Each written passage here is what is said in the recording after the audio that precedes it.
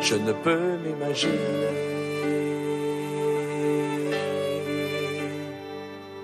Entouré par ta grandeur, mon cœur va-t-il frémir? Danserai-je pour toi, mon Jésus? Serais-je saisi par la peur? Devant toi resterai-je debout? Vais-je tomber sur mes genoux? Chanterai-je Alléluia? Est-ce que je pourrais te parler? Je ne peux m'imaginer. Je ne peux m'imaginer. Je ne peux m'imaginer le jour où tu viendras pour me retrouver debout devant toi. Je ne peux m'imaginer. Tout ce que je ferai sera de t'adorer pour l'éternité. Je ne peux m'imaginer.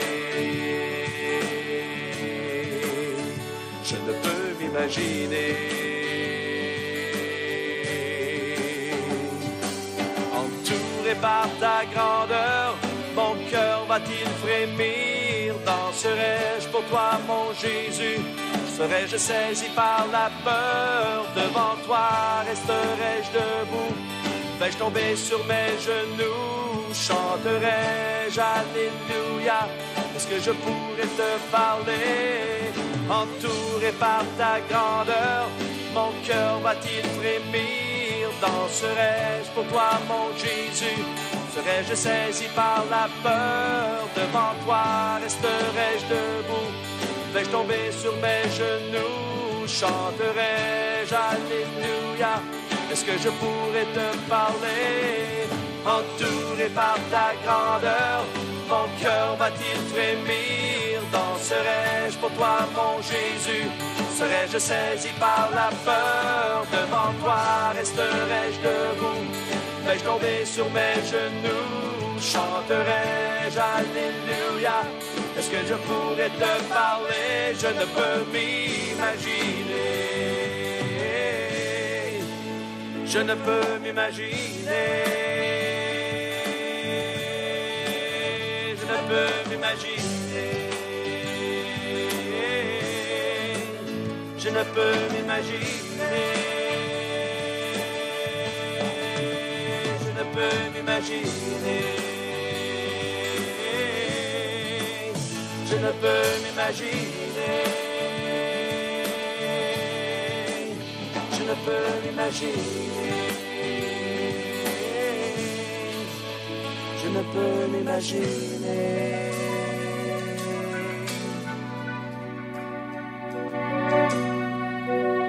Je ne peux m'imaginer ce que ce... Vous êtes les bienvenus. Nous donnons gloire au Seigneur pour cette opportunité qu'il nous donne encore ce matin. Nous sommes l'Église des Assemblées de Dieu pentecôtistes, ministère Restauration. Nous sommes situés à l'avenue Farapos, à Porto Alegre. Et nous sommes là, le département d'appui aux étrangers dans cette église, département qui s'occupe des étrangers qui arrivent dans nos structures ecclésiastiques. Et nous donnons gloire à Dieu. Notre président, pour nous, le pasteur Humberto Chimiti Vieira. Et chaque samedi, nous sommes ensemble et nous bénissons le nom du Seigneur pour cela. Et que ce moment soit une bénédiction pour chacun, que ce soit en direct maintenant ou que ce soit en différé après. Et le Seigneur est un Dieu qui couvre tout, en tout moment. Dès le début, il est déjà à la fin. Et le temps est à lui. C'est pourquoi il est un Dieu qui dit qu'il s'appelle « Je suis ». À chaque instant, il est.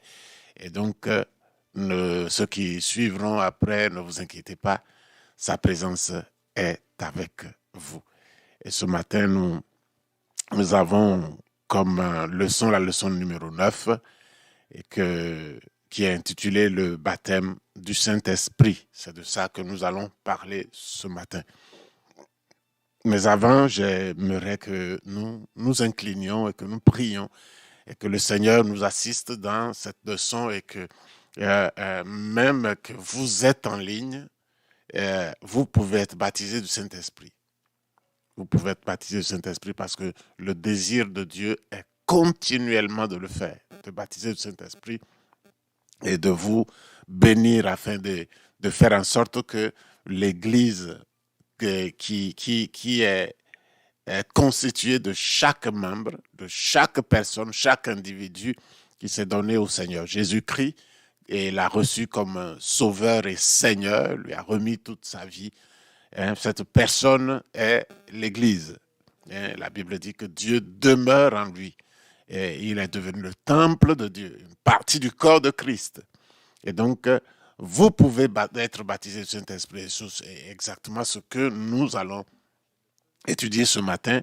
Montre que ce n'est pas, quand on est converti, ce n'est pas le temps qui fait qu'on est baptisé du Saint-Esprit, mais Dieu veut qu'immédiatement, nous soyons baptisés du Saint-Esprit. Au moment où nous sommes convertis, dans les temps où nous sommes convertis, et maintenant, et même nous verrons tout à l'heure que Dieu surprend et des gens qui ne sont pas convertis viennent et rencontrent Jésus et ils sont convertis le même moment par le baptême du Saint-Esprit. Et nous allons voir et détailler tout à l'heure. Seigneur, notre Père et notre Dieu, c'est avec respect, adoration, louange que nous nous inclinons devant toi, reconnaissant que c'est toi qui es notre Dieu, que c'est toi qui es le Seigneur, et que maintenant, Seigneur, c'est toi qui présides. C'est ce que nous te demandons. Tu es le Seigneur de tout, et particulièrement de ceux qui invoquent ton nom, Seigneur. Et ce matin, dans ce studio, ces personnes qui sont des gens qui invoquent ton nom, qui t'appartiennent, Jésus. Et ceux qui vont suivre et sont en train de suivre, Seigneur, ceux-là, oui, un certain nombre t'appartient, mais ceux qui suivent, ils prennent de l'intérêt, c'est qu'ils s'approchent de toi. S'ils n'ont pas encore fait, c'est que leur cœur est ouvert. Nous prions, Seigneur, même que celui qui tombe sur ces moments par accident puisse, Seigneur, être béni de toi. Nous demandons la grâce de Dieu et nous te supplions, notre Père, de l'accorder ce matin. Baptise du Saint-Esprit. Donne les dons spirituels. C'est pour que ton Église soit construite, soit édifiée par les moyens prévus par toi-même. Ce n'est pas un homme qui édifie l'Église de Christ, c'est Jésus lui-même qui édifie son Église. C'est pourquoi nous nous soumettons à toi, nous nous ouvrons à toi pour que, Seigneur, tu le fasses au travers de nous. Pour cette étude ce matin, nous demandons ta grâce. Bénis chacun, Seigneur Dieu, et permets que ton nom soit glorifié, Seigneur. C'est ce que nous voulons, que chaque instant, le nom de Jésus soit glorifié. À toi l'honneur et l'adoration au nom du Seigneur Jésus-Christ. Amen. Voilà donc notre leçon ce matin, c'est le baptême du Saint-Esprit. Voilà, le baptême du Saint-Esprit et le verset de base. Le verset de base comme Pierre, tiré de Actes chapitre 10, le verset 44 à 45. Comme Pierre prononçait encore ces mots, le Saint-Esprit descendit sur tous ceux qui écoutaient la parole. Tous les fidèles circoncis qui étaient venus avec Pierre furent étonnés de ce que le don du Saint-Esprit était aussi répandu sur les païens. Aujourd'hui, nous sommes dans la leçon 9. Nous avons commencé la leçon numéro 9, mais compte tenu du fait que la leçon 9 est assez large, nous allons le faire en deux parties. Une partie aujourd'hui et une deuxième et dernière partie le samedi prochain, si Dieu le veut. Maintenant, nous allons parler, voir ensemble, établir ensemble l'introduction pour que vous puissiez savoir ce que nous nous préparons à faire. Voilà. La Bible nous montre, comme c'est écrit, c'est exposé devant vous, vous pouvez essayer, vous appliquer, vous lisez avec moi, et comme ça, vous pouvez en tirer profit doublement.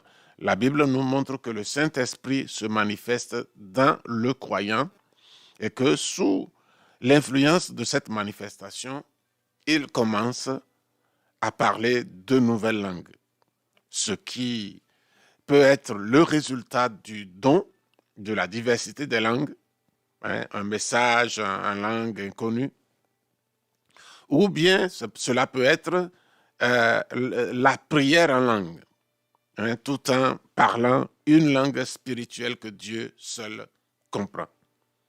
Alors, pourquoi Dieu accorde-t-il de nouvelles langues aux croyants?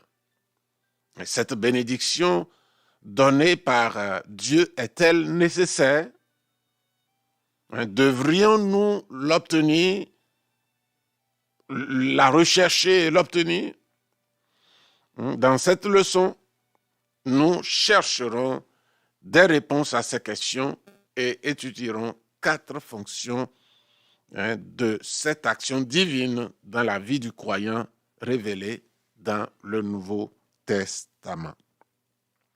Alors, c'est ainsi que nous posons l'introduction. Nous allons répondre à ces questions-là, afin que, et possiblement que vous avez déjà suivi une leçon à l'église, une leçon quelque part sur notre émission sur le baptême du Saint-Esprit, ou si vous êtes nouveau dans la foi et que vous n'avez pas encore entendu parler, alors vous suivez. Ceux qui connaissent déjà, vous pouvez être soit renouvelés, ou soit vous pouvez apprendre de nouvelles choses concernant le baptême du Saint-Esprit, et vous pouvez recevoir de la part du Seigneur un complément, une nouvelle lumière en suivant ce moment. Seulement, nous sommes en train de dire dans l'introduction que le baptême du Saint-Esprit est une manifestation du Saint-Esprit dans le croyant. Dans le croyant, celui qui vient de se convertir, celui qui est converti, et le Saint-Esprit va venir sur lui. Ce n'est pas peut venir sur lui. Et s'il est véritablement converti, le Saint-Esprit va venir sur lui. Et puis, à un moment donné, il va commencer à parler en langue, soit par imposition des mains, soit par une réunion, une prière particulière, ou soit par prière particulière en groupe, à l'église, en groupe. Le groupe commence déjà quand on est 2, ou bien seul. Des gens sont baptisés du Saint-Esprit quand ils étaient seuls, d'autres étaient dans la douche, d'autres étaient assis au salon, d'autres étaient en train de marcher, et Dieu est un Dieu fantastique et un Dieu tout-puissant. Alors, ce qu'il veut faire, il le fait, et personne ne peut l'en empêcher. Surtout que son désir ardent, c'est que quelqu'un qui a cru en Jésus-Christ, il doit recevoir le baptême du Saint-Esprit. Ce n'est pas le baptême d'eau, ne conditionne pas le baptême du Saint-Esprit. Nous pouvons être convertis aujourd'hui et baptisés du Saint-Esprit aujourd'hui, et nous réglerons le baptême d'eau plus tard. Donc, c'est comme ça que Dieu veut que les choses se produisent. Et aujourd'hui, nous verrons certaines réalités de ces choses. Maintenant, nous allons voir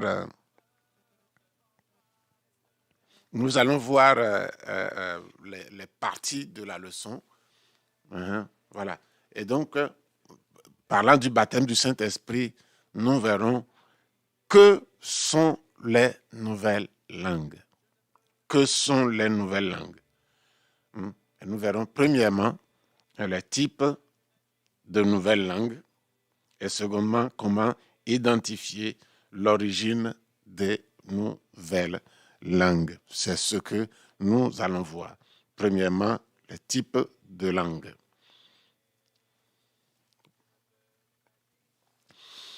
Voilà, maintenant, les types de langues. Il y a deux types de langues. Il y a deux types. Et dans le premier type dont je vais parler, il y a deux diversités ou deux types encore, deux sortes dans le premier type. Le premier type, c'est l'Esprit de Dieu vient sur la personne, le baptise dans le Saint-Esprit. Baptiser veut dire immerger. Et le Saint-Esprit, c'est quelque chose que nous ne voyons pas. C'est l'Esprit. Ah, donc, la personne reçoit le Saint-Esprit et comme le langage biblique utilise le mot baptiser, c'est que la personne est immergée dans le Saint-Esprit. D'autres disent qu'il est rempli jusqu'à déborder. Bon, que ce soit l'un ou l'autre, comprenez qu'il s'agit du baptême du Saint-Esprit. Et le premier, je ne dirais pas le premier, ce qui se manifeste généralement, c'est premièrement des langues mystérieuses. C'est des langues mystérieuses.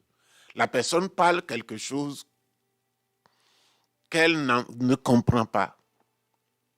La personne parle, elle ne comprend pas. Mais elle parle. Elle parle. Elle simule? Non. Elle ne simule pas. Bien qu'aujourd'hui, il y ait dans des églises où on apprend des gens à parler en langue, où on leur dit de prononcer des syllabes, certaines syllabes collées, et puis de continuer avec telle syllabe, de continuer. C'est une tactique, c'est une méthode. Mais ces choses-là ne sont pas bibliques. Elles ne viennent pas de Dieu. On n'apprend pas à parler en langue. Pas des méthodes humaines. Pas des méthodes humaines, on n'apprend pas à parler en langue. On apprend à parler, on parle en langue quand l'Esprit de Dieu vient sur nous. Certaines personnes réagissent violemment. Pas violemment pour frapper, et tremblent. D'autres sautent. D'autres crient. Et dans les cris, les langues sortent. Ça, nous le verrons dans une leçon plus tard. Et vous trouvez que chaque personne réagit à l'action du Saint-Esprit comme elle est constituée. Nous ne sommes pas constitués de la même manière. Certains sont timides, certains sont extravertis, d'autres sont... nous sommes constitués, la personnalité de chacun est différente de l'autre. Donc, les réactions ne sont pas les mêmes. Mais ce n'est pas des réactions qui sortent de l'ordinaire. C'est des gens, c'est une réaction qui montre que la personne est sous la plénitude de l'action du Saint-Esprit. Ça lui est nouvelle, cette action est nouvelle. Quelque chose qu'il n'a pas, il n'a pas l'habitude de ressentir, parce que même le Saint-Esprit agit, il y a quelques ressentis dans même le corps, dans notre âme, et donc la personne peut réagir. Mais elle parle en langue sans avoir appris une méthode ou quelques bricolages. Non, ça vient de l'Esprit de Dieu.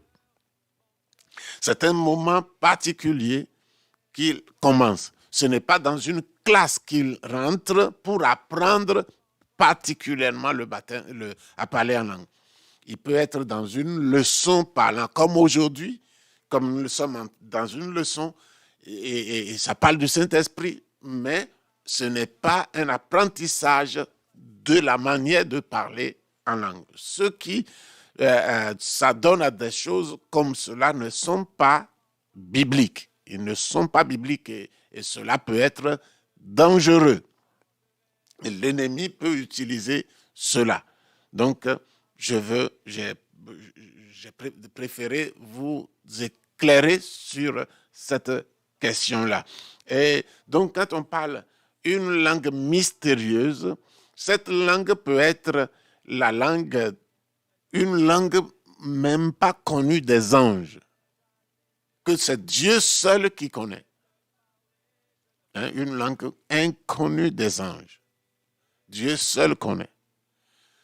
Et maintenant, ça peut être aussi une langue des anges, qu'on ne parle pas sur la terre, mais que les anges comprennent.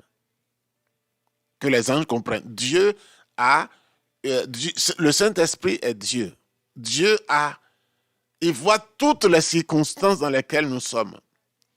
Et quand il veut qu'un langage soit particulier pour lui, il le rend particulier. Même les anges ne peuvent pas comprendre.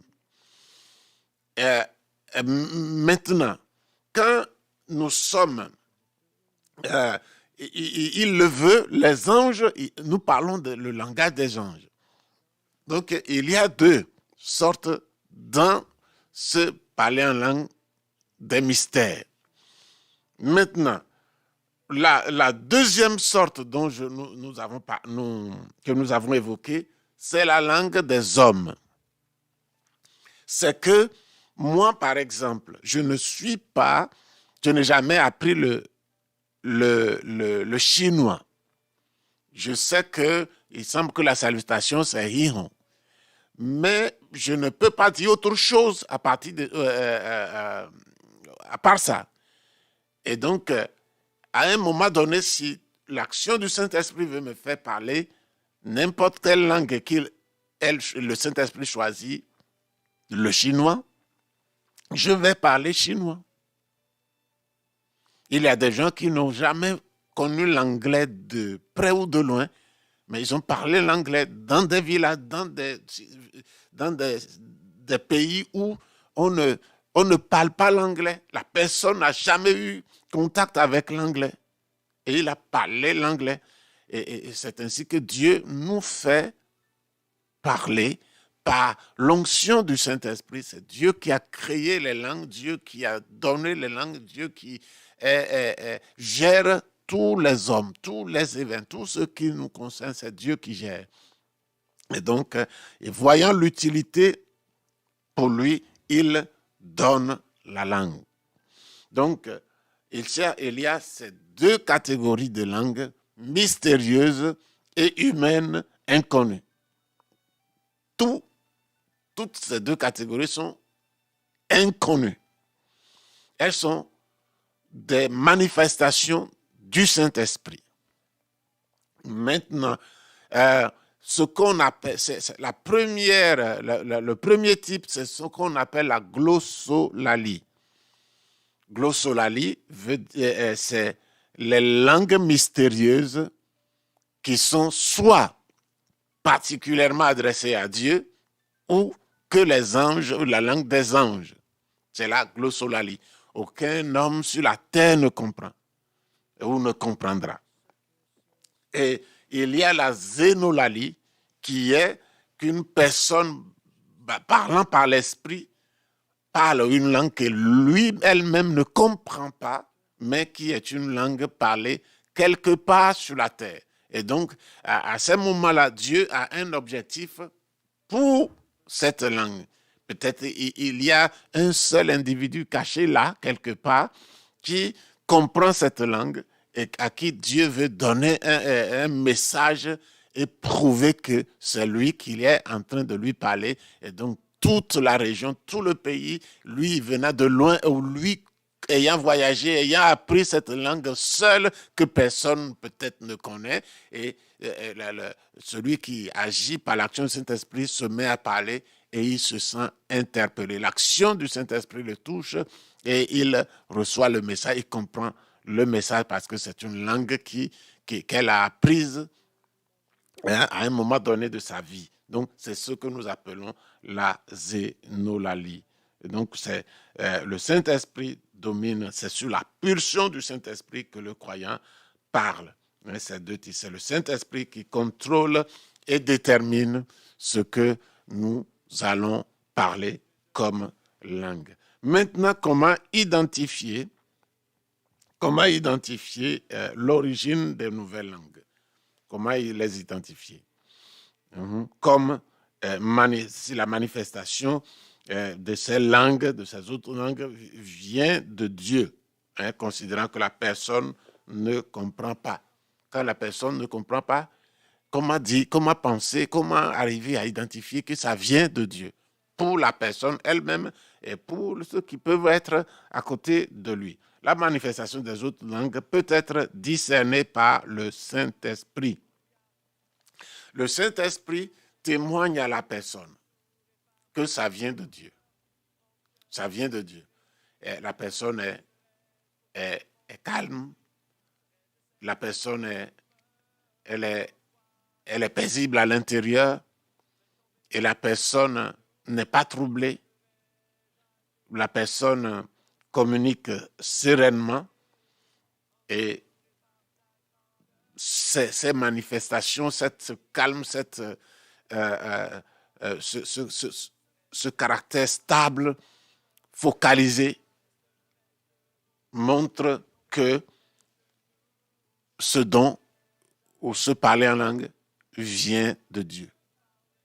Il n'est pas irrité, il est calme et il parle en langue. Le Saint-Esprit témoigne à la personne que ce parler en langue vient de lui. Maintenant, quand il y a des manifestations de parler en langue qui viennent du diable, le Saint-Esprit réagit à travers d'autres personnes par le don de discernement des esprits dont nous allons parler plus tard, où la personne, même si elle regarde comment ça se passe, il y aura de l'agitation, il y aura des choses qui ne sont pas conformes aux manifestations paisibles, convaincantes et énergisantes du Saint-Esprit. Quand on parle par le Saint-Esprit, dedans on est paisible, dedans on est heureux, dedans on sait qu'on est en communion avec Dieu. Voilà comment comment je dirais, l'approbation se manifeste, l'identification se manifeste. On sait qu'on est en train de parler de la part de Dieu. On sait qu'on est sous le regard de Dieu. Notre communion est vraiment une communion avec Dieu. Nous le sentons. Nous ne sommes pas agités à l'intérieur. Nous ne sentons pas des choses contraires à Dieu, à notre foi, à notre direction vers Dieu. Rien n'agresse notre communion. Mais quand nous parlons de l'esprit, à partir d'un esprit maléfique, notre communion avec Dieu est agressée. Nous sommes dérangés à l'intérieur. Nous ne sommes pas bien. Nous ne sommes pas bien. Nous ne sommes pas paisibles. Et cela se sent. Cela se connaît. Maintenant, en plus de ça, il peut y avoir des gens qui peuvent discerner par l'esprit que ce n'est pas de la part de Dieu. Donc, voilà comment nous pouvons discerner, identifier ce que le parler en langue vient de Dieu ou bien vient d'une source maléfique. Donc, maintenant, nous voyons les objectifs des nouvelles langues. Pourquoi nous parlons? Pourquoi Dieu a voulu que le chrétien, le croyant, parle de nouvelles langues? Premièrement, c'est pour la construction de l'Église, c'est-à-dire l'édification de l'Église en tant que corps de Christ. Hein? Puis en deux, il y a l'édification de la personne qui parle en langue elle-même. Hein? Et dans cette division, nous verrons ce que sont les langues mystérieuses que Dieu seul comprend. Et nous verrons aussi la parole nous verrons les caractéristiques. Hein, en 2.1, nous verrons les caractéristiques. Et sous les caractéristiques, nous verrons ce que c'est que les langues mystérieuses.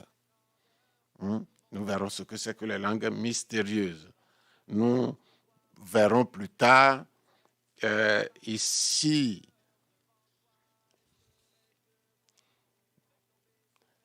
pourquoi, nous verrons aussi pourquoi les nouvelles langues édifient la personne qui les parle. Puis l'édification dans le cas d'une personne non sauvée et l'édification des nouvelles langues dans le cas d'une personne qui est sauvée. Donc, nous allons voir ces choses en détail. Voilà les objectifs des nouvelles langues. Hein, les objectifs principaux des langues nouvelles sont divisés en deux groupes. L'objectif, le premier objectif, c'est de... Le premier objectif, c'est la construction, l'édification de l'Église en tant que corps de Christ. En tant que corps de Christ. Maintenant, les nouvelles langues peuvent servir à délivrer des messages divins. Hein, cette manifestation du Saint-Esprit est appelée les dons de diversité des langues. Nous pouvons être baptisés du Saint-Esprit et en même temps donner des messages divins. C'est-à-dire que nous n'avons jamais parlé en langue, mais le moment où nous commençons à parler en langue, ça peut être un message, une prophétie, une parole à l'Église. Nous pouvons le faire. Dieu peut décider de le faire. Le Saint-Esprit produit cette manifestation en délivrant un message soit en une langue d'homme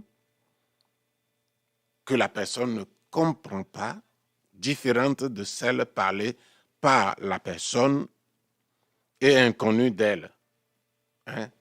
Soit dans la langue des anges.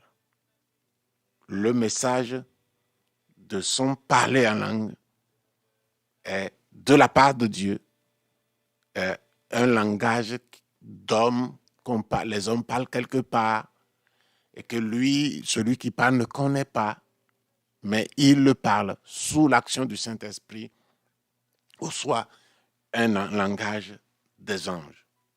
Donc, nous pouvons nous trouver que la personne n'a jamais parlé en langue, mais le moment où il commence à parler, il donne un message. Ça peut arriver.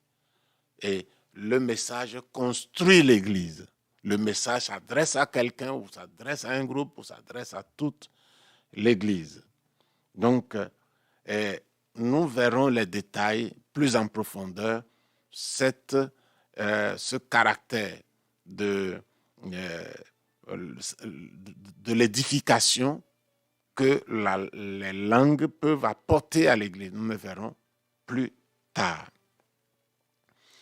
Et deuxièmement, nous avons dit que le parler en langue édifie la personne elle-même. Et dans cette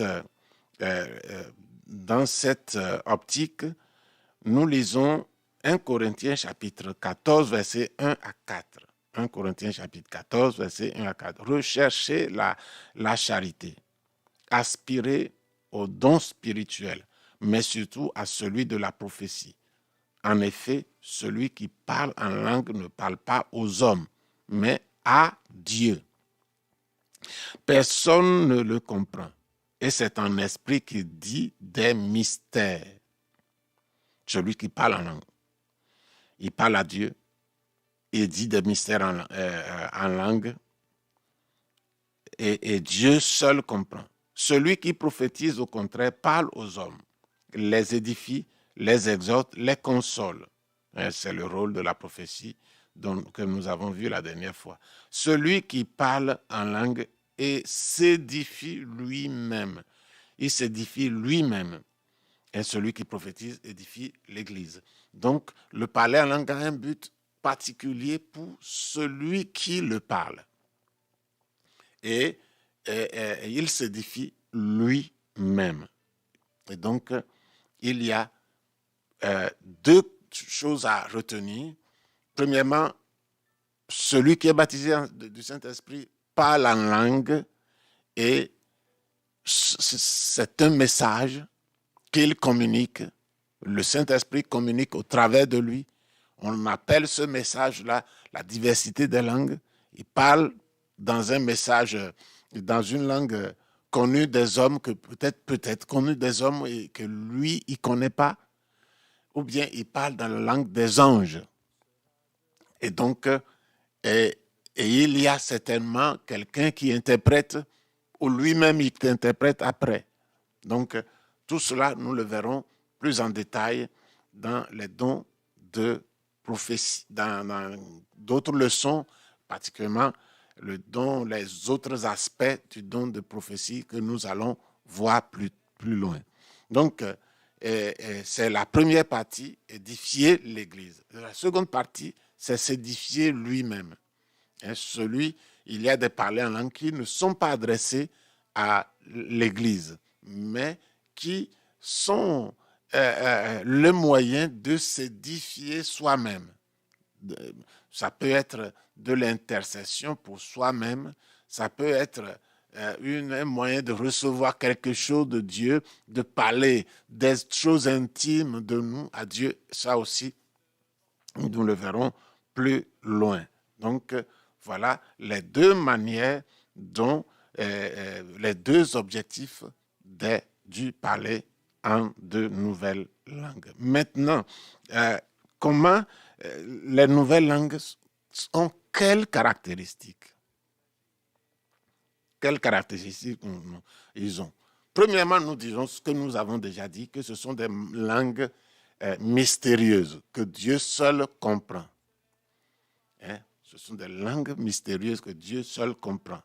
Et maintenant, il y a des nuances dont nous avons déjà parlé. Quand il y a, c'est langage des anges, c'est Dieu. Dieu comprend, les anges comprennent. Mais quand ce sont des langues des hommes parlées quelque part sur la terre, il y a beaucoup de langues sur la terre. Alors, Dieu sait que c'est une langue qu'on parle sur la terre. Probablement les anges savent aussi que c'est une langue sur la terre, mais nous ne savons pas, parce que nous ne savons pas ce que nous disons. Mais c'est une langue sur la terre. Donc pour nous, tout cela est une langue mystérieuse. Et que Dieu seul comprend, et s'il veut déléguer la compréhension aux anges, ça veut dire que c'est la langue des anges. Ou s'il veut déléguer la compréhension aux hommes, ça veut dire que c'est la langue d'un peuple quelque part sur la terre. Mais celui qui parle ne se rend pas compte. Secondement, les parler en langue sont le signe initial que l'Esprit de Dieu est descendu sur la personne. C'est le signe tangible, initial, que Dieu est descendu sur la personne dans le Saint-Esprit. Donc, c'est ce que l'Église primitive a établi comme règle. Quand quelqu'un commence à parler en langue, on dit, ça sort, son contact sort de l'humain, Dieu est en train de faire quelque chose visiblement dans sa vie. Donc, c'est la preuve que la personne est touchée par Dieu, remplie du Saint-Esprit, et il parle en langue. Ce n'est pas donné à n'importe quel homme de faire cette expérience. Et nous avons dit que ceux qui apprennent à parler en langue, sont à côté de la plaque. Même si quelqu'un baptisé du Saint-Esprit, il ne répète qu'une seule syllabe ou bien une seule phrase pendant tout le temps qu'il va parler en langue, il ne l'a pas appris. Il ne l'a pas appris. On n'a pas dit d'aligner le ou la ou ka. On ne lui a pas dit ça. Donc, c'est lui-même qui extériorise ce qui vient de son intérieur. Et donc, c'est comme ça que le Saint-Esprit agit. Comme Pierre prononçait ces mots, ces paroles, le Saint-Esprit descendit sur eux, sur ceux qui écoutaient la parole. Tous les fidèles circoncis qui étaient venus avec Pierre furent étonnés de ce que le don du Saint-Esprit était aussi répandu sur les païens, car ils les entendaient parler en langue et glorifier Dieu. Alors Pierre dit, peut-on refuser l'eau du baptême à ceux qui ont reçu le Saint-Esprit aussi bien que nous? Actes chapitre 10, le verset 44 à 47. Donc ici, ce sont des gens qui n'ont jamais parlé en langue. Ils ne sont pas convertis. C'est la première fois que, dans la maison de Corneille, ce centurion romain qui craignait Dieu, il cherchait Dieu, il adorait Dieu dans la manière de l'Ancien Testament. Il faisait des aumônes et il priait. Dieu a vu dans sa vie une grande sincérité. Une grande sincérité. Et bien que n'étant pas hébreu, il cherchait Dieu. Il avait la crainte de Dieu. Et maintenant, Dieu envoya. Il n'était pas converti de cette façon. On ne se convertit pas de cette façon. On peut éprouver son admiration, son désir, sa recherche de cette façon. Mais il faut que Dieu vienne pour que la personne soit convertie. Il faut que la personne soit régénérée par la parole vivante et permanente de Dieu. Donc, il a nécessairement besoin d'entendre la parole qui régénère, la parole du Nouveau Testament. Surtout, la prédication de la vie, la mort et la résurrection de Jésus. La personne doit entendre ça et recevoir, y croire. Crois au Seigneur Jésus et tu seras sauvé, toi et ta famille. Paul a dit au geôlier de Philippe, à Samarie, sur la route du désert, qui est appelée celle qui est déserte, qui est en route vers l'Éthiopie, il y a l'eunuque de la reine de Candace d'Éthiopie qui descendait de Jérusalem vers son pays pour repartir dans son pays. Et il a dit, Philippe l'a rencontré par l'action miraculeuse de Dieu et il dit, mais qu'est-ce qui empêche que je sois baptisé? Après l'avoir évangélisé, l'eunuque a accepté Jésus, a accepté la parole. Qu'est-ce qui m'empêche d'être baptisé? A demandé l'eunuque et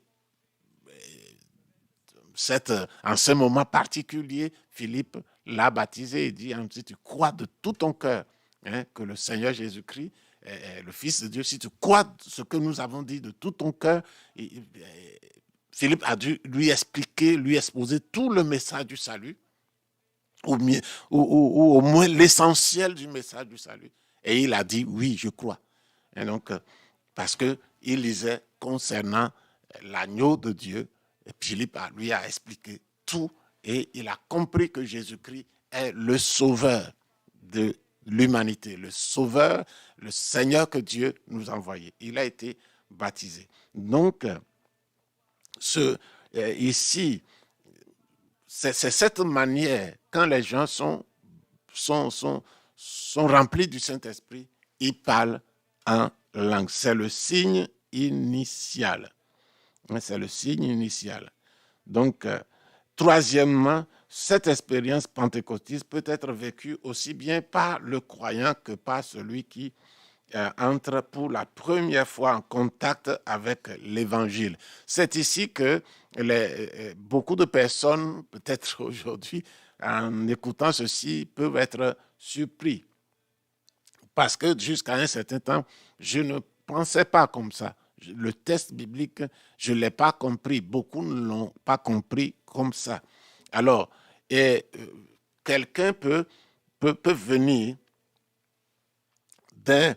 mais pourtant, c'est ce qui m'est arrivé à moi-même par rapport au baptême du Saint-Esprit. La personne peut venir, elle est convertie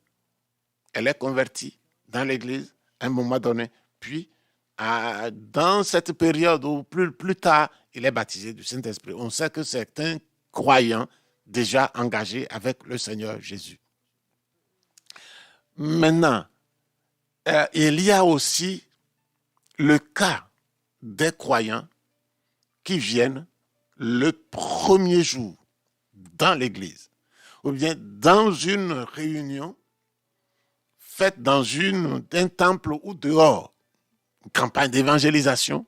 Nous avons vu en Afrique l'évangéliste Reinhard Bonnke, il est déjà parti auprès du Seigneur, et qui, après que les gens soient sauvés, qu'ils soient arrivés au Seigneur, dans l'appel sur le même terrain, il prie pour le baptême du Saint-Esprit. Et des gens sont baptisés du Saint-Esprit. Ceux qui sont déjà convertis et encore ceux qui hésitent et qui ne sont pas convertis. Et quand le Saint-Esprit vient, il les baptise pour briser la résistance qui les empêche de se donner à Christ. C'est l'amour, une aussi manifestation de l'amour de Dieu qui cherche ses enfants. Donc, on peut ne pas être rentré dans une église en tant que chrétien, en tant que croyant, mais en sortir baptisé du Saint-Esprit et surtout croyant. Chrétien. Parce que dans la maison de Corneille, c'est ce qui s'est passé. Corneille prêchait à des inconvertis. Et pendant le message, le Saint-Esprit est descendu sur eux. Ils ne savaient peut-être pas ce qui leur arrivait. On a dû leur expliquer après. Et maintenant, ils parlent en langue. Donc, ce sont les dons, et ce sont de cette manière que des langues peuvent être caractérisées auprès de quelqu'un qui n'est pas chrétien et qui entre pour la première fois en contact avec l'Évangile. On voit que, contrairement à la diversité des langues, Paul, dans le passage que nous avons lu, ne considère pas l'action de l'Esprit comme un don spirituel. Donc, quand nous parlons, quand le nouveau parle en langue de cette façon, ce n'est pas un don spirituel. Dans leur définition. Ce sont des manifestations surnaturelles dans lesquelles l'Esprit utilise un membre en faveur de tout le corps. C'est ce que nous appelons don spirituel. C'est quand l'Esprit utilise un membre en faveur de tout le corps. Or, dans ce qu'on peut appeler simplement de nouvelles langues, celui qui parle n'édifie pas les autres, mais lui-même. Donc, ce que nous avons déjà dit. que celui qui parle en langue s'édifie lui-même. Donc, la caractéristique, premièrement, c'est que c'est langue mystérieuse. Deuxièmement, c'est le signe initial du fait d'être rempli du Saint-Esprit. Et troisièmement, c'est que ça nous édifie nous-mêmes. Dans le petit 2, dans lequel nous avons à parler pourquoi les langues édifient la personne qui les parle. Pourquoi les langues édifient les personnes qui les parlent. Cette partie, ce n'est pas la diversité des langues. Donc, ce n'est pas un message qui s'adresse à l'Église. Ça s'adresse à nous-mêmes. Et nous sommes en train de poser la question, pourquoi ça édifie nous-mêmes? Maintenant, nous parlerons de deux manières. Premièrement, ces langues édifient ceux qui ne sont pas chrétiens et qui subitement sont baptisés du Saint-Esprit. Et deuxièmement, nous parlerons de ceux qui sont déjà sauvés. Maintenant, premièrement, pour ceux qui sont baptisés et ne sont pas chrétiens, qui rentrent dans l'église invités par quelqu'un ou bien par une circonstance, ou d'autres cherchent la guérison, ils sont pas nés de nouveau. Puis ils viennent, et puis à un moment donné, ils sont baptisés du Saint-Esprit et commencent à parler en langue. L'impact que Dieu veut faire sur ces personnes, c'est de les convaincre que ici, ce sont les adorateurs, c'est l'Église du Dieu vivant. Ce n'est pas une action humaine qui est en train d'agir, c'est l'action de Dieu. La personne est convaincue que Dieu est au milieu du peuple de Dieu, au milieu duquel il est rentré. On peut rentrer là avec n'importe quelle intention, avec n'importe quel préjugé. Mais Dieu, quand Dieu rencontre, on s'étonne. On dit, mais c'est vrai ce qu'ils disent. C'est vrai ce que j'ai contesté jusqu'à aujourd'hui. Et ils sont convaincus. Et donc, c'est une surprise merveilleuse que Dieu donne aux hommes, aux incroyants qui font cette expérience. Et donc, c'est la première partie. Dans 1 Corinthiens chapitre 14, le verset 22, il est dit, les langues sont un signe pour les non-croyants. Non pour les croyants, mais pour les non-croyants. Et signe que Dieu est au milieu d'eux. Quand un non-croyant arrive, il est baptisé du Saint-Esprit. Il dit, ah oui, cette affaire est sérieuse. Il est surpris merveilleusement. Et il se convertit. Entré comme ennemi de Dieu, mais il sort comme ami, enfant de Dieu. C'est une des raisons du parler en langue, comme signe initial du baptême du Saint-Esprit. Maintenant, dans la vie des sauvés, les sauvés, quand ils sont déjà baptisés du Saint-Esprit, pourquoi continuent-ils à parler en langue? Cette note de parler en langue qui n'est pas un message pour l'Église, mais un parler en langue qui n'a pas d'interprétation, qui n'est pas une prophétie, qui n'est pas un don de connaissance, qui n'est pas don spirituel. Pourquoi? La Bible dit que ce parler en langue construit, édifie la vie spirituelle du sauvé en priant en de nouvelles langues. Quand nous prions en de nouvelles langues, nous nous édifions, nous nous construisons, nous prenons de la force, nous développons spirituellement devant Dieu. C'est pourquoi 1 Corinthiens chapitre 14, verset 4 dit ceci, celui qui parle en langue s'édifie lui-même. Et celui qui prophétise édifie l'Église. Donc, nous voyons que la Bible dit expressément que celui qui parle en langue s'édifie lui-même. Donc, comme on peut chanter pour s'édifier, comme on peut lire la Bible pour s'édifier, comme on peut prier dans nos langues pour s'édifier, nous pouvons parler en langue pour s'édifier. Quand Dieu nous donne les langues, c'est aussi dans ce sens-là que nous nous édifions. Et le parler en langue a une caractéristique, comme c'est l'Esprit de Dieu qui nous fait parler en langue, que c'est sous l'action du Saint-Esprit que nous parlons en langue, ça fait que tout ce que nous demandons dans les langues est d'une précision inégalée. Notre propre prière dans notre langue ne peut pas être égale. Notre propre prière en notre langue que nous connaissons, que nous parlons, est une prière qui peut être mélangée avec l'humain et le divin. Mais si nous parlons en langue, c'est le Saint-Esprit qui parle au travers de nous.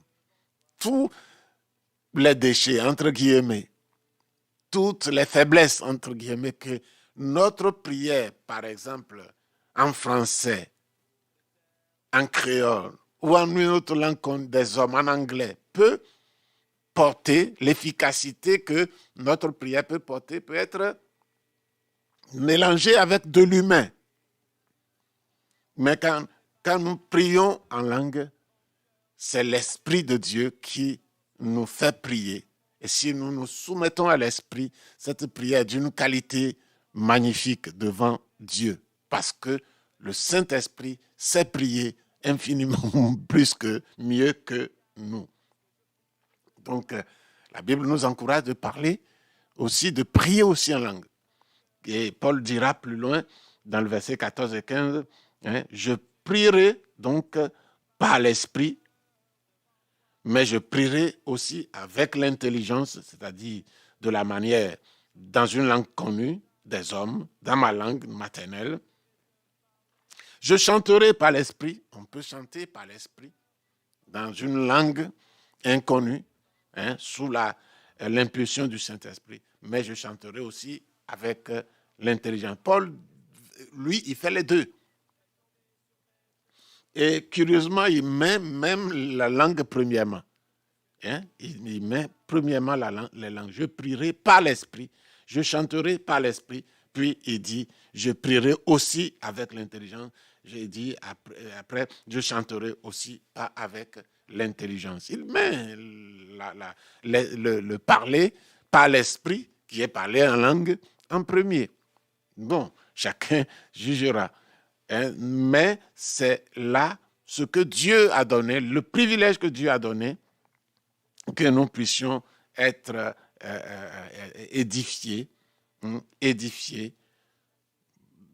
tant que déjà sauvés, et déjà baptisés du Saint-Esprit. Nous avons toute la vie, la possibilité, l'autorisation et le moyen de parler en langue pour s'édifier comme une prière que nous adressons à Dieu par l'Esprit dans une langue que nous ne connaissons pas, que nous n'avons pas apprise. Donc, c'est ainsi que nous pouvons parler en langue de deux façons. Celui qui ne connaît pas Jésus, qui vient à l'église et qui maintenant entre en contact avec l'Église et est baptisé du Saint-Esprit, et celui qui était déjà baptisé. Tous sont construits de la manière dont ils sont utilisés par le Saint-Esprit pour parler en langue.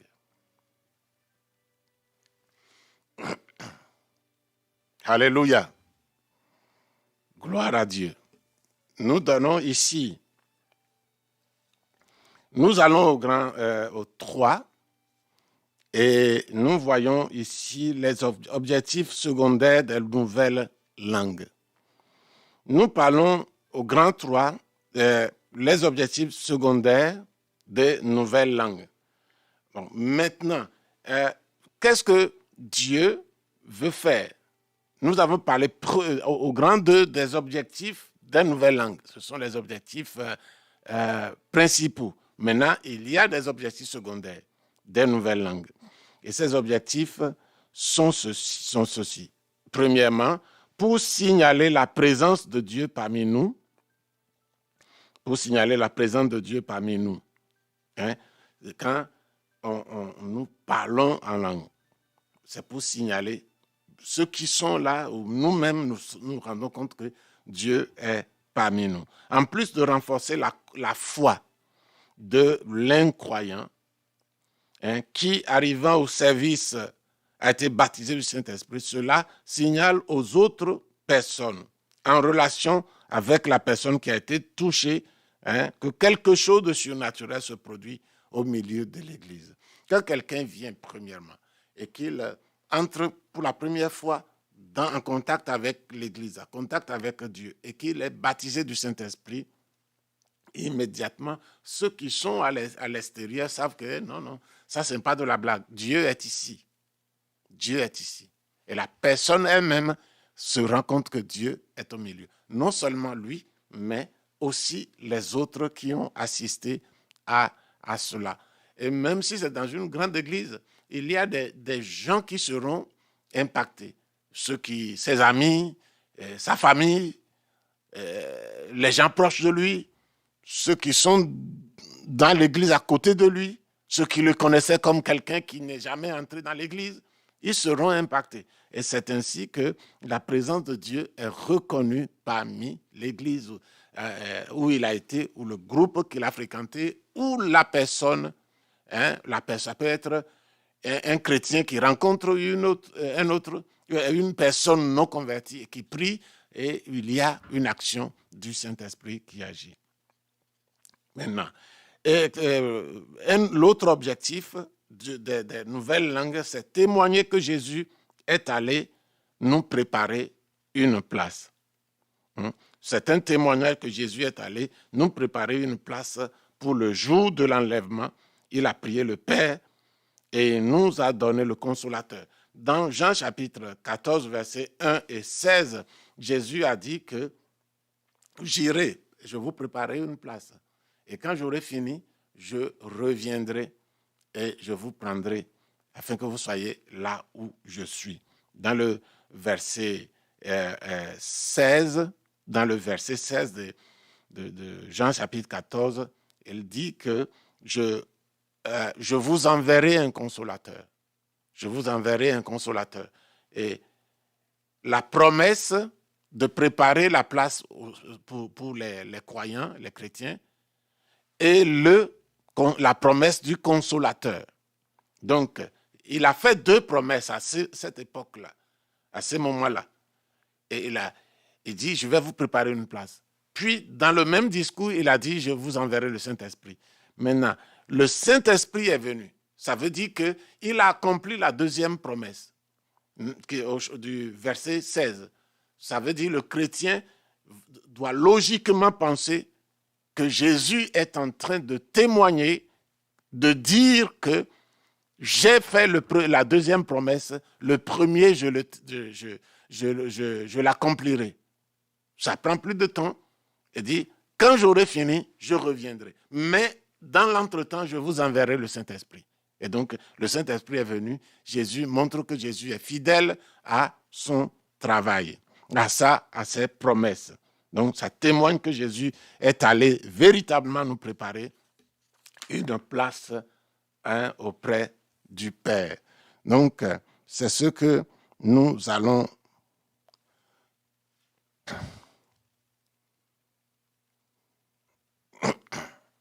Alléluia.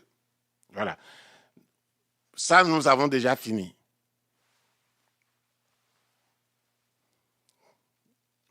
Nous allons voir maintenant le grand 4. Le grand 4, les nouvelles langues comme signe. les nouvelles langues comme signe. Hein? Maintenant, nous voyons le baptême dans le Saint-Esprit est pour le nouveau converti. Puis, nous parlerons de la clarification et nous parlerons aussi de quelques témoignages dans la partie ici. Puis, ce sera la fin. Mais ici, nous sommes les nouvelles langues comme signe. Les nouvelles langues comme signe. Hein, le baptême du Saint-Esprit est pour le nouveau converti.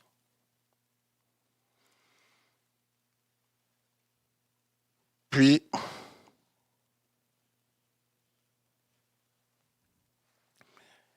si le baptême du Saint-Esprit est pour le nouveau converti, il n'y a pas de raison d'attendre longtemps avant d'être baptisé du Saint-Esprit. Dieu veut baptiser du Saint-Esprit toutes les personnes qui se convertissent. C'est lui qui provoque ces conversions. Le Saint-Esprit vient pour nous convaincre de péché, de justice et de jugement. Et quand il nous convainc de péché, nous nous repentons. Et c'est Dieu qui nous amène à la conversion. Et quand nous sommes convertis, nés de nouveau, c'est lui qui nous baptise du Saint-Esprit. Et le baptême du Saint-Esprit, c'est pour nous qualifier à vivre une vie chrétienne qui lui est agréable. Sans le baptême du Saint-Esprit, sans le Saint-Esprit en nous, nous ne pouvons pas vivre la vie de Dieu qu'il souhaite que nous vivions. Sans le baptême du Saint-Esprit, nous ne le pouvons pas. Donc, Dieu veut que tous les hommes soient baptisés. Tous les hommes ou tous ceux qui sont donnés à Jésus soient baptisés du Saint-Esprit pour avoir toutes les capacités, pour mener une vie chrétienne, une vie de communion avec lui qui lui soit satisfaisante. C'est Dieu qui donne les conditions, c'est Dieu qui donne les ingrédients nécessaires pour vivre une vie de victoire qui lui est agréable. Et c'est le Saint-Esprit qu'il envoie en nous, premièrement pour être converti. On reçoit l'Esprit et on est converti. Puis, secondement, il y a une deuxième opération de Dieu qui fait que nous, étant déjà nés de nouveau, nous commençons à parler en langue.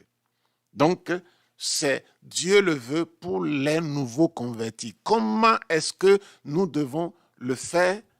Nous devons recevoir. Dieu veut que dès que nous sommes nés de nouveau, nous recevons Jésus dans la même place, dans le même jour, dans la même semaine, dans le même mois, si ça doit tarder, que nous soyons baptisés du Saint-Esprit. Parce que le Saint-Esprit n'est plus au ciel. Le Saint-Esprit est dans l'Église, est sur la terre, dans l'Église, et prêt, parce que Jésus a prié le Père d'envoyer le Saint-Esprit sur l'Église, il est arrivé à la Pentecôte dans Actes chapitre 2.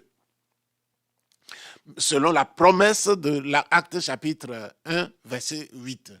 Et donc, il est descendu. Et il n'est plus parti. Il n'est pas parti jusqu'à l'enlèvement. Le Saint-Esprit est dans l'Église et avec nous sur la terre. Et donc, quand nous sommes nés de nouveau, il est dans l'Église et il veut rapidement nous baptiser du Saint-Esprit. Pour que nous puissions parler de nouvelles langues. Et puis, chercher à avoir les dons spirituels un peu plus loin. Donc, voilà comment le Saint-Esprit, Dieu veut que nous soyons baptisés. Donc, quand les gens se font baptiser dans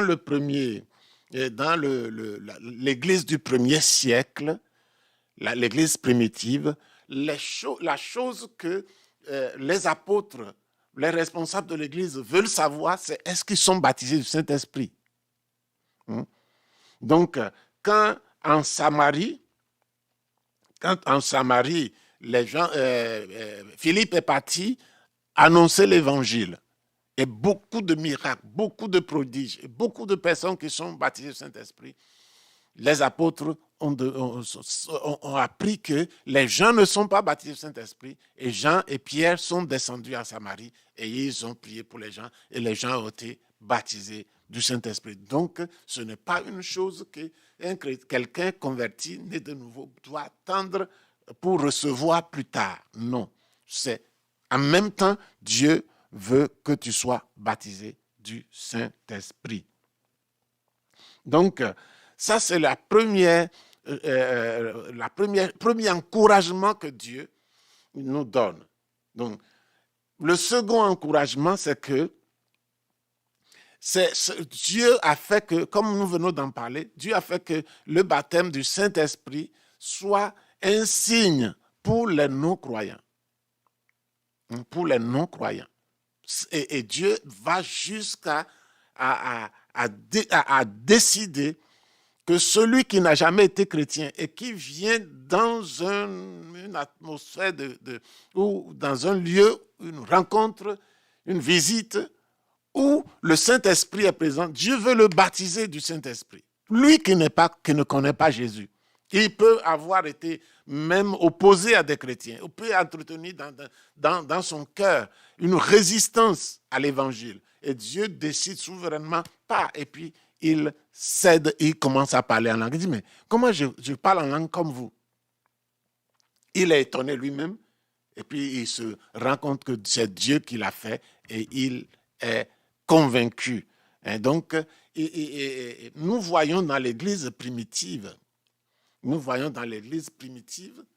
que les conversions en masse sont des actions de Dieu. Et Dieu utilisait comme nous l'avons vu dans la maison de Corneille. Nous ne pouvons pas dire que Corneille a réuni seulement sa femme et ses enfants. Non, Corneille est un serviteur humble de l'armée romaine. Il est un centurion, il a 100 soldats sous sa responsabilité. Et comme c'est quelqu'un qui cherche Dieu, et la Bible dit qu'il fait continuellement des aumônes, et il prie continuellement. Il doit être un homme très gentil, très sensible à la condition des autres. Il fait des aumônes. Et donc, c'est un homme qui a eu sa maison remplie. Possiblement, et on peut dire que certainement. Ce n'était pas sa famille nucléaire, femme et fils et filles, non. C'est un grand nombre de ses soldats et sa famille élargie. Et tous ont été remplis du Saint-Esprit. Première fois où ils entendent l'Évangile. Et Dieu utilise cette souveraineté pour faire convertir les gens en masse. Et la conversion, ce n'est pas l'habileté du prédicateur, de l'évangéliste. Non, c'est l'action du Saint-Esprit. Nous sommes seulement l'instrument. Dieu attendait que Pierre arrive là parce qu'il doit communiquer au travers de la parole de Dieu. Et nous sommes régénérés par la parole, par la semence incorruptible de la parole de Dieu. C'est avec ça. Et donc, quelqu'un qui est converti ne peut pas être converti parce qu'un jour, il s'est levé et dit, non, il doit être converti sur la base de la parole. C'est la parole le Saint-Esprit prend pour agir dans sa vie et il devient une nouvelle créature.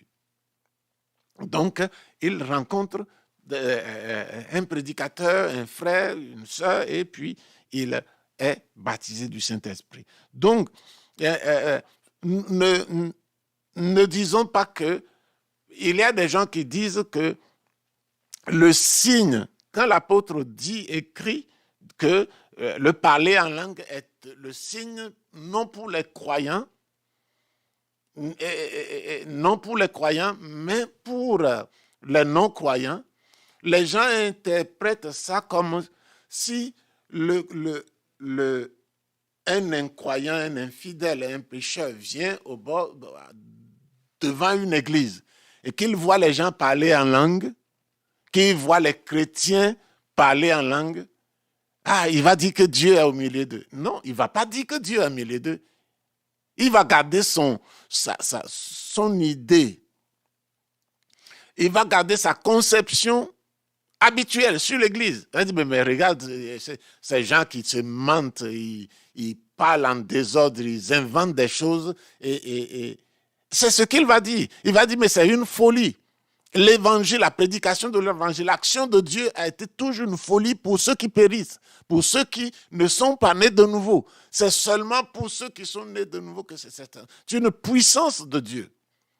Aucun païen ne va qualifier le parler en langue de quelqu'un, d'un chrétien, dans une église ou seul même.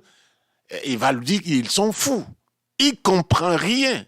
Il ne peut pas dire que c'est un signe de la présence de Dieu. C'est impossible.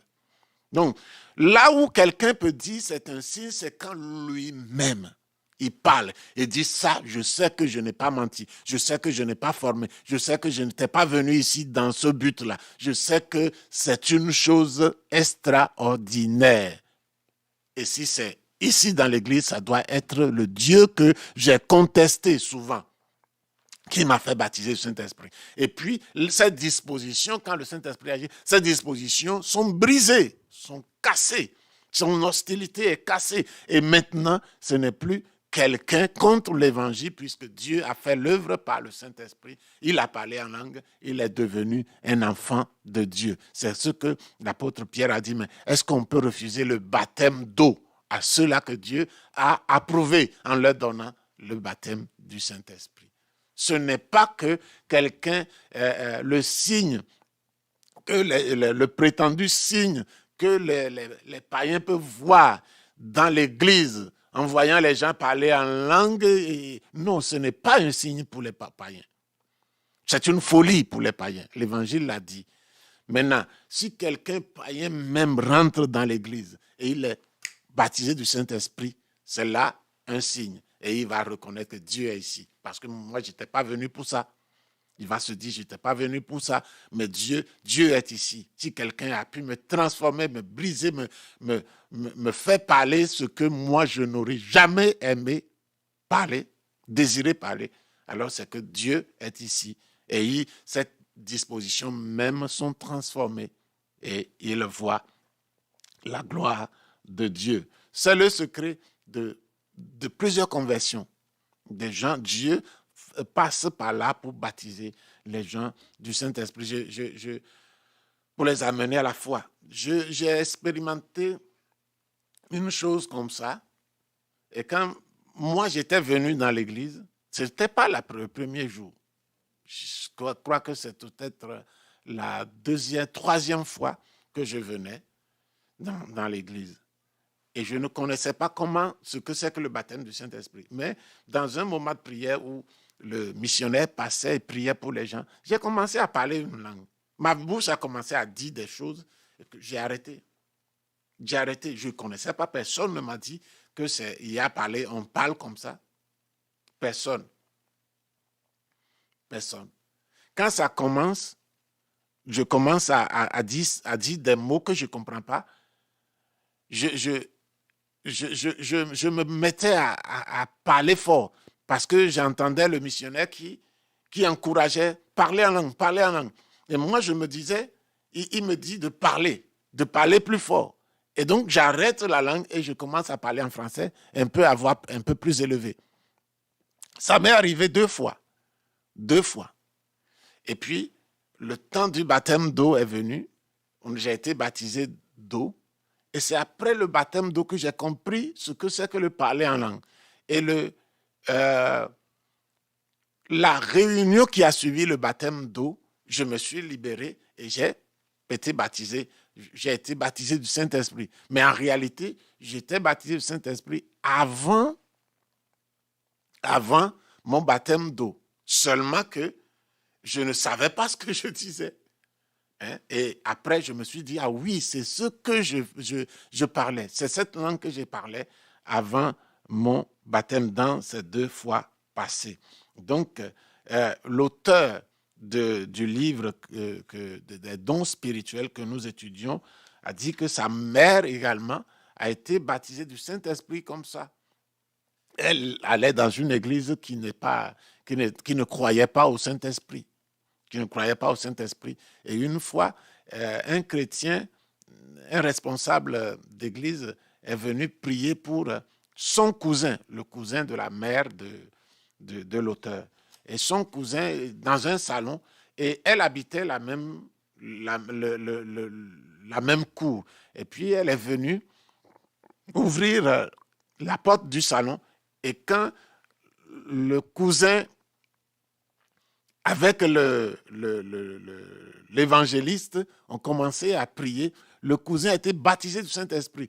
Et quand l'impact du baptême du Saint-Esprit sur le cousin l'a touché, et elle aussi a commencé à parler en langue. Donc, Dieu est magnifique, Dieu est glorieux, et il veut faire ces choses dans nos vies. Il veut faire ces choses dans nos vies. Et le Saint-Esprit utilise le parler en langue pour convertir des gens, pour attirer des gens à Jésus, pour sauver des personnes. Donc, il y a quelques témoignages, comme ce que je viens de donner. Il y a quelques témoignages. Il y a des gens qui sont comme dans cette église en Amazonie où le pasteur est sorti pour aller faire une réunion publique. Et là, il est rentré quelqu'un qui est venu pour déranger l'église, la réunion. Il est venu pour provoquer et avec un bout de bois. Et quand cette personne est venue et que les gens ont commencé à prier, cette personne a vu comme un éclair qui a quitté le ciel et est venu comme le toucher. Et il a commencé à parler en langue. Il a jeté le bois qu'il avait en main pour frapper le pasteur. Et il a été baptisé du Saint-Esprit. Il a parlé en d'autres langues. Un ennemi qui est venu pour attaquer le pasteur. Et quelques mois plus tard, il a été enseigné et il a été baptisé d'eau. Et donc, il y a un autre pasteur qui donne le témoignage que quelqu'un est venu dans l'église où il est et il a menacé. Il a quasiment interrompu le service en cours. Il a menacé et le pasteur s'est levé. Il a repris l'esprit qui était dans la personne. L'esprit mauvais qui agissait au travers de la personne. La personne est tombée. Et elle est tombée et puis, en se relevant, elle a commencé à parler en langue. Il s'est agenouillé et il a reçu Jésus. Lui qui est un criminel entré dans l'église. Ce sont des exemples pour nous montrer comment Dieu agit et comment il veut que les hommes soient remplis du Saint-Esprit. C'est lui qui cherche, c'est son cœur qui cherche. Ouais. Maintenant, aujourd'hui, nous allons nous arrêter sur cette dernière partie parce que nous avons coupé la leçon en 2, elle est assez longue. Nous finirons la deuxième partie de la leçon numéro 9 sur le Saint-Esprit le samedi prochain. Le baptême du Saint-Esprit comme événement essentiel, important dans l'Église primitive. Le baptême du Saint-Esprit est une chose importante. Et comme nous l'avons déjà dit furtivement en passant, le cas de la Samarie. La Samarie, ils ont reçu l'évangile et il y a eu beaucoup de miracles, mais il a demandé, les apôtres ont certainement demandé, ont su qu'il n'y a pas de baptême du Saint-Esprit. Et immédiatement, quelques moments après, Jean et Pierre sont allés et Dieu a baptisé. Le désir de Dieu, c'est que chaque chrétien soit rempli du Saint-Esprit. Ici, dans la maison de Corneille, nous avons vu également cela. Comment Dieu a voulu que les gens dans la maison de Corneille soient remplis du Saint-Esprit. C'est le même désir pour Dieu, c'est le même désir de Dieu pour tous. Pour vous, pour vos enfants, pour vos familles. Dieu veut baptiser le Saint-Esprit. Sans la présence même d'un pasteur, d'un évangéliste, un père de famille peut conduire sa famille dans le baptême du Saint-Esprit. Un ami peut conduire son frère, son autre ami. Un collègue peut conduire l'autre collègue qui se convertit. Et Dieu veut utiliser chacun de nous pour communiquer non seulement le salut, mais aussi le baptême du Saint-Esprit.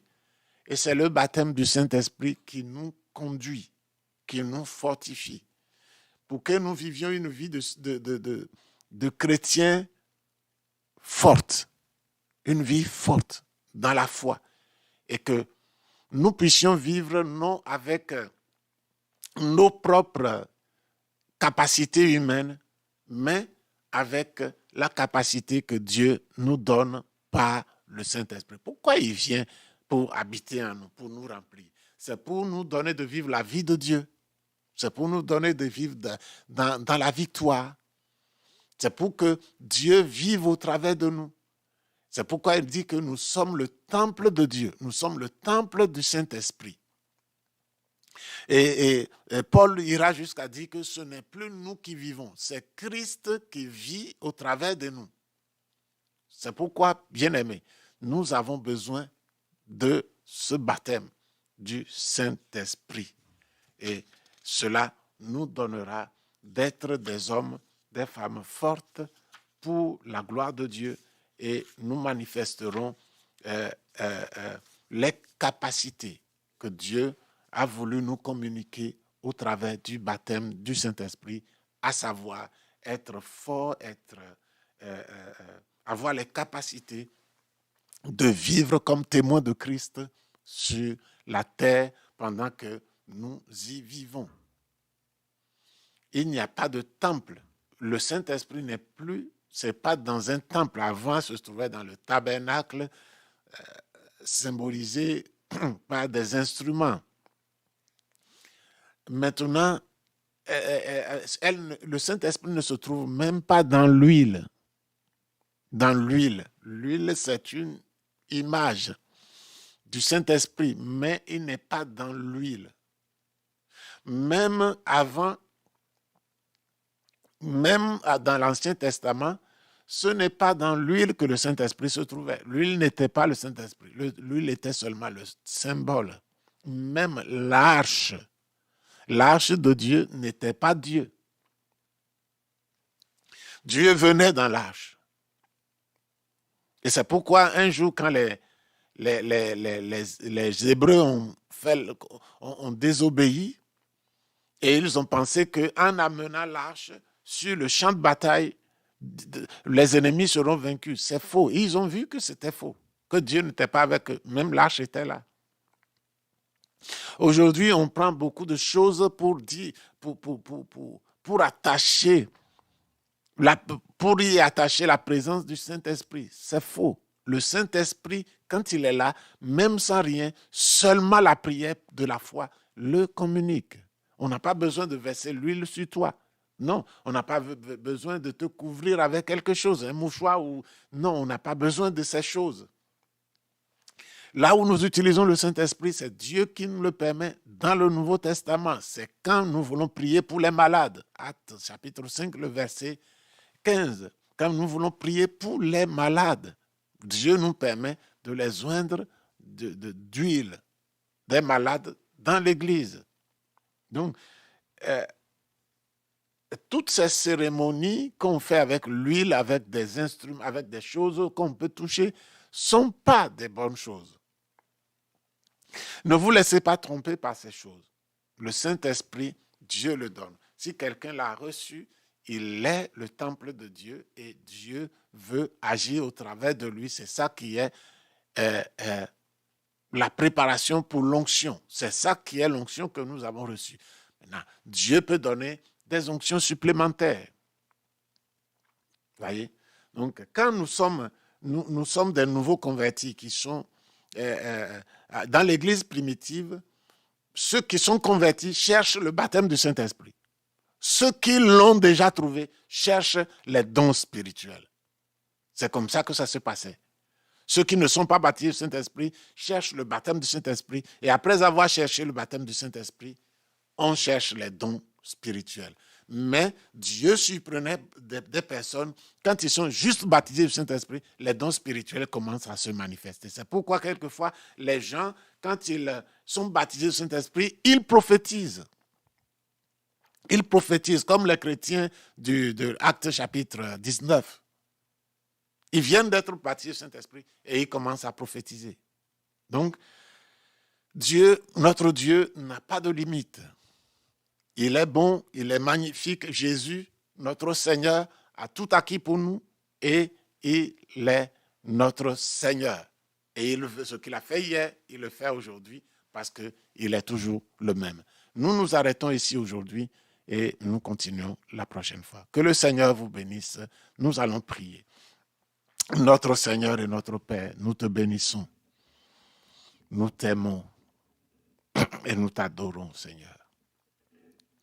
Nous prions que ces leçons qui sont données dans la faiblesse, tu puisses les utiliser et tu glorifies ton nom.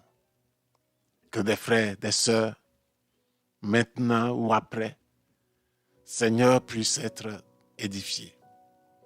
Nous prions que le baptême du Saint-Esprit dont nous avons parlé, Seigneur, puisse être le partage de tous ceux qui ont mis leur foi en toi. Et que ceux qui l'ont déjà reçu puissent continuer dans la recherche pour les dons spirituels. Nous te bénissons, Seigneur. Et nous te glorifions. À toi l'honneur et l'adoration au nom de Jésus. Amen.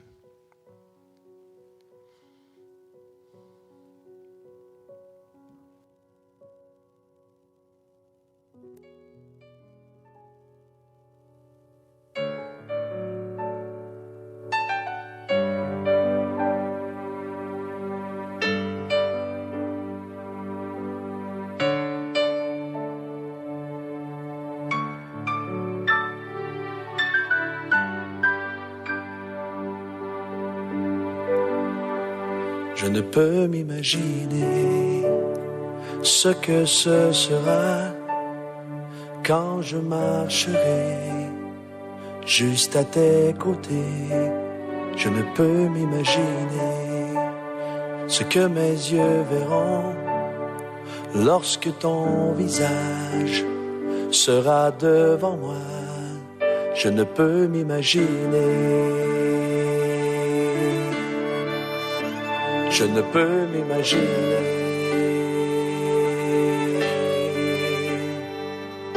Entouré par ta grandeur,